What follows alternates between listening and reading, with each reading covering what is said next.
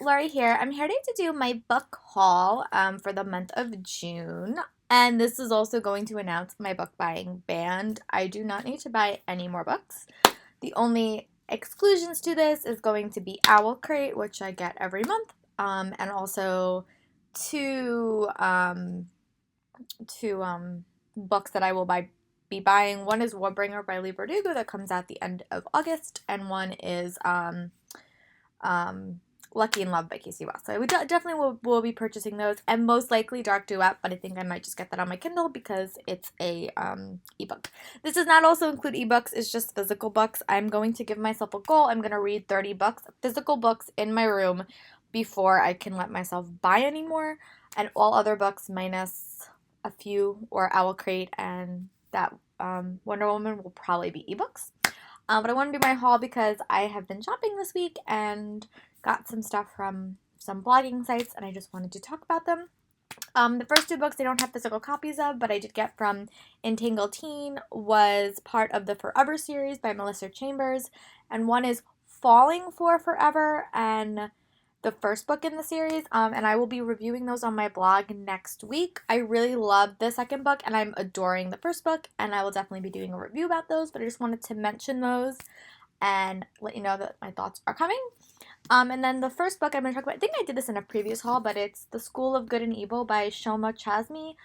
This is the first book in the series, and the last book is coming out in September, so it is my goal to binge this series before September. And it's about these two girls named Sophia and Agatha who unexpectedly get swapped, and there's two schools in this world, school versus good and school versus evil, and they wind up going to the opposite school than they predicted. So I'm very excited to see what this book's about. I've heard very, very good things, and I'm excited to dig into it. Also today I went to Book Off in the city. I live in New York, and I picked up The School for Good of Evil's A World Without Princes, and this is the second book in that series, so I'm very excited to hopefully read these back to back. These covers are really, really pretty as well. And then I found, after I started my blog, I wound up doing a sign up for Blogging for Books, and one of the books that they had on their site was Ink and Bone by Rachel Caine. I have read this book already, but I really want to read the sequel, so I thought that I would read this and then I would read the sequel and give you guys my thoughts. But this is from Blogging for Books. Thank you from Penguin and Blogging for Books. I'm excited to read this soon and give you my thoughts. There are a bunch of Dollar Trees on Long Island that have books, so I went to that with my cousin and I picked up two books, and one is Unbreakable: The Legion Book 1 by Kami Garcia. And this is I Never Believed in Ghosts Until One Tried to Kill Me. I haven't read anything by Kami Garcia, but I've heard really, really good things about it. So hopeful I'll get to read this one soon and give you guys my thoughts. I also really, really love Greek mythology in any way, and this was a middle grade book that I found at the used bookstore, which was Loki's Wolves: The Blackwell Pages by K.L. Armstrong and M.A. Marr. This is all about Norse mythology, and I'm really loving the Magnus Chase series that Rick Riordan is writing. I'm really, really enjoying that, so hopefully I will like this just as much. I really do like witches books, and I don't often read a lot, so I decided to pick up Triple Moon: Summer on the East End by Melissa De La Cruz. And this is a YA take on Witches of Eastwick, which she also wrote. And I've actually heard really, really good things about this. And I know that the second book is out, so hopefully I'll get to read this soon and give you guys my thoughts. Also, I also picked up The Infinity by Sherilyn Kenyon, which is the first book in the Chronicles of Nick series. I think I've said this before. It's really hard to find YA novels that have a male protagonist.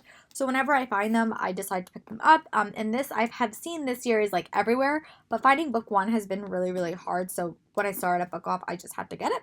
So hopefully I'll be able to read book one and give you guys my thoughts. I got a couple of ARCs also this month after BookCon, so I'm going to talk about those now. The first one is the Jane Austen Projects by Kathleen A. Flynn.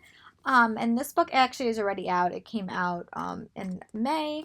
But I'm just going to read you guys the little blurb in the back because I think it sums it up better than I ever could. Perfect for Jane Austen, an engrossing debut novel offers an unusual twist on the legacies of one of the most celebrated, beloved authors. Two researchers from the future are sent back in time to meet Jane and recover an unpublished novel. I really like Jane Austen, so I want to see what this novel does with the story and how it creates something new from her works.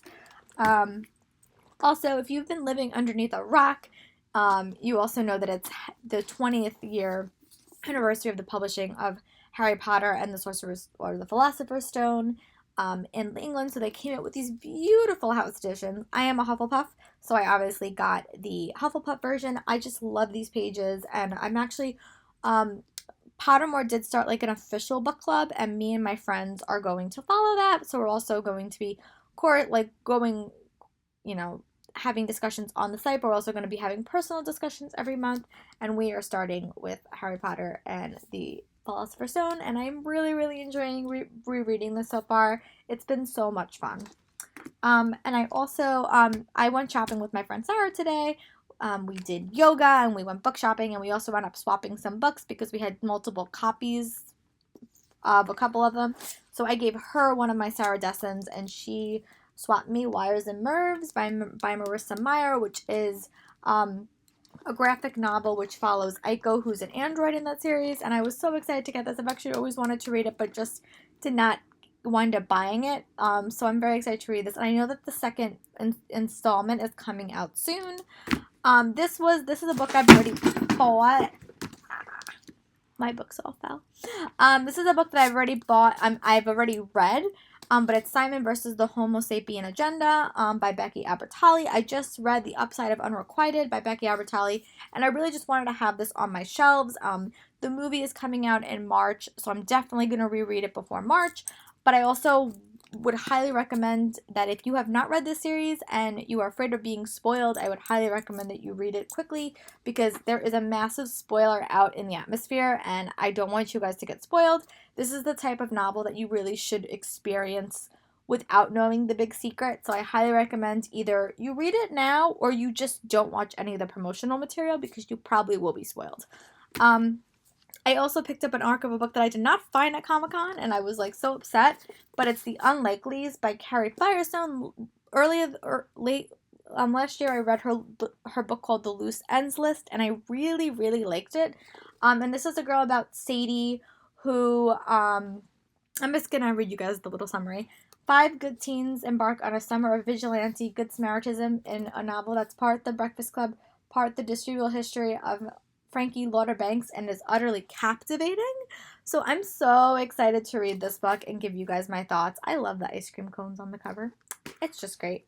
I also, a long time ago, I think like a couple of years ago, I read Shopaholic, the first book, but I could never get Shopaholic, the second book, and I have the third one, so I figured I would pick this up and finally read it, and then I can read the third book in the series, and it was only $1. This is another arc that I picked up, which is called Liberty, the Spy Who Kind of Liked Me by Andrea Porter. And this is the same author that wrote Anatomy of a Misfit, The Fall of Butterflies, and it is a spy novel. So I'm very excited to read this soon as well. And this is another arc, and this is The 12 Dares of Christie by Marissa Burt. This book comes out in September, and it's Krista is a Hollywood junkie. What's not to love? There's decorations, gifts, caroling, Coco, the spirit of hope. But thanks to her parents' recent separation, Krista's favorite time of the year is now filled with heartache. And when her mother announces she's taking her on a mother-daughter trip to Europe over winter vacation, Krista knows she should be excited, but she just can't imagine spending the Christmas season without her dad. Her waiting at the hotel in Italy is a special package from her father. The first 12 dares that take Chrissy to landmarks in 3 beautiful countries and introduce her to people who will show her that hope is alive in the strongest of places. So I think I might actually wind up saving this for Christmas, but it does sound really, really cute. So I'll definitely be adding this to my TBR. In addition to all the other books on the island, we do have like Dollar Trees, where if you are lucky, you can sometimes get some really, really nice books. Bestsellers especially. So I picked up one is called Loki's Wolves by K.L. Armstrong and M.A. Marr. And this is a Norse mythology middle grade novel, and I've had really good luck with Rick Riordan, so I wanted to try another author, and this one was just there, so I decided I would read it and give you guys my thoughts. And I also picked up Unbreakable by Kami Garcia, which I think is a I think it's like a ghost story. So, and I know that this is only a duology and it has like a big cliffhanger, but I just really I saw it for $1 and I thought, why not? So I'm excited to read that one. There's a store near my house called Unique, which is basically like a flea market, and you can get books for really, really cheap. So these are the books that I got from here. Most of these are all contemporary. I've definitely moved into my contemporary binging phase, so hopefully I'll get to read a lot of it, and a lot of these are Sarah Dessen. I picked up Blue Buds by Melissa De La Cruz. I will admit, vampire books are just not my jam. I really had a really, really bad reaction to Twilight, but I really did like Rochelle Mead's series Bloodlines and Vampire Academy, so I figured I would give this a shot while I had it in my possession, so I figured I would read it and let you guys know if I did like vampires, and so we'll see. I'm hopeful because I have liked Melissa De La Cruz's other novels. I also picked up Sarah Milisky's Magic in Manhattan, which includes Bras and Broomsticks and Frogs and French Kisses.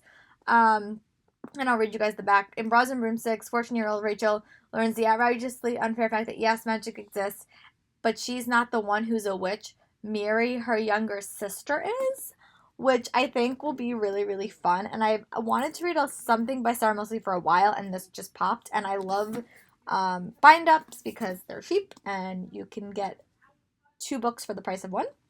I also picked up How to Love by Kate Cotugno. This is a teen pregnancy novel, and it's told between its flashbacks and in the present. So I'm really excited to read this, and I do have a couple of books by her on my shelves. I have Top 10 list, which comes out in October, so I figured I would pick this one up and see if I like it. And these are Sarah Dessen. I got this Lullaby by Sarah Dessen, which follows the character of Remy.